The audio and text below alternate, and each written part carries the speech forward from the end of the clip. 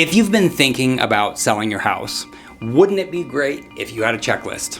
A checklist can help you keep track of all the things that you're going to need to do from start to finish, and you won't feel overwhelmed in the process. The process of selling a home can really be overwhelming. I'm going to provide tips and advice on how to make the process as simple and stress-free as possible, because it is possible.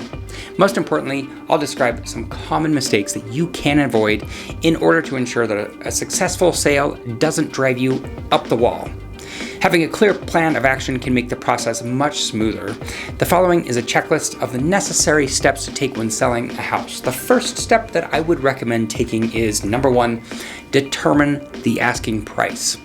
One of the first steps in selling a house is determine that asking price. Obviously, you need to know how much you're going to sell the home for to even really get started.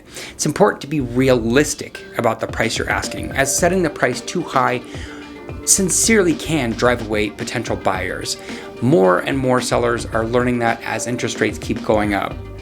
It's best to consult a real estate professional to determine the best asking price for your home, because they are going to have very up-to-date information. And with interest rates going up and down over the last year or so, the year of 2023, it's never been so important than to have a real estate advisor in your corner who really understands the market and all the different fluctuations that are happening.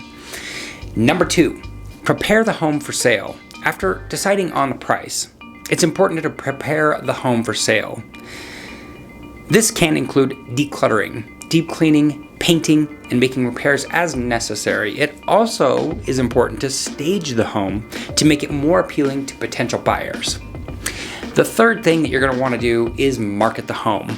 Once the home is ready to be seen, it's important to market it to potential buyers. You can only really control so many things in the sale of a home. One of those things is going to be the condition of the home. The second thing is going to be the price of the home. And the third thing is going to be how much exposure you're getting of that home to potential buyers. This is where having a really good real estate advisor comes in clutch. This can include creating a listing, taking professional photos, and hosting open houses. I mean, you absolutely must have professional photos, but maybe it's up to you whether you have an open house. It's also important to reach out to local real estate agents to see if they have any interested buyers. If you have decided you're going to sell it on your own, if you work with an agent, they had better be reaching out to all sorts of different groups of people to get your home sold. Number 4, negotiate the price. Once an interested buyer is found, it's important to negotiate the price.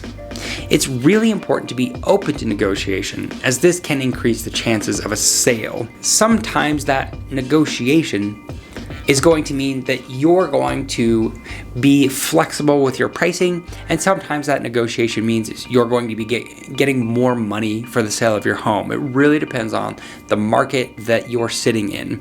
That is the purview of your real estate advisor to really give you a good sense of whether you're in a buyer's market or a seller's market and which direction the market is headed. Number 5, sign the closing documents.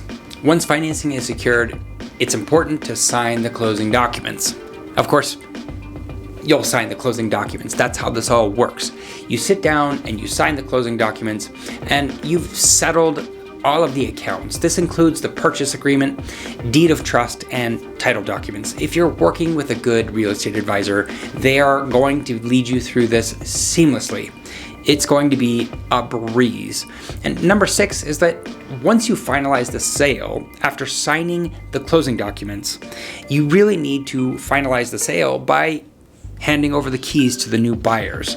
This includes the transfer of ownership, all the way from paper ship and settling any outstanding debts and paying closing costs, all the way to handing them the keys and ensuring that all of your stuff is out of the home, all of your belongings are out of the home, and that you've left it in the same condition as when the buyer made the offer.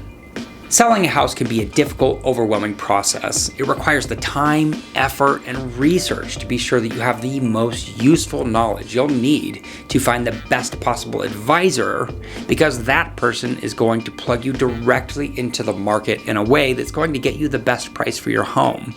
If you've owned your home for 5 or more years, the rewards of a successful sale can be pretty substantial, especially in the last 5 years.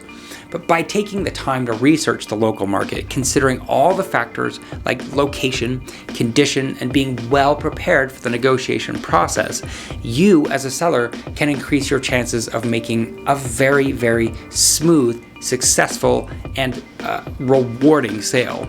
The advice and assistance of qualified professionals like real estate advisors or lawyers, depending on which route you decide to go, who have expertise in the area of a home sale, can make a huge difference, tens of thousands of dollars.